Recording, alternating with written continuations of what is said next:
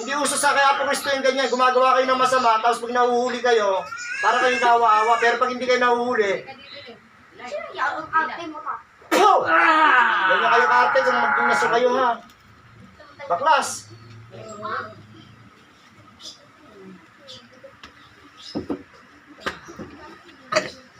Baklasin mo lahat yan, maayos. Sige. Baklas eh. Bilisan mo. Anak, sa'yo mo ang sigarilyo. Pre, bilhan mo muna. Ako na nga. So, hello guys. Payo po ni Apo Kristo sa inyo. Lagi lang po lamang po kayo magdasal. Patibayin niyo po yung pananalig niyo sa Panginoon Diyos Ama.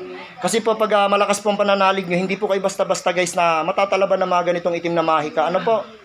So ito po kasi is nagkukulang na rin guys. Isang pagsubok ng Diyos Ama, pinaalalahanan po siya. Puro trabaho, puro pag-iisip ng problema. So guys, sino bang hindi nangangailangan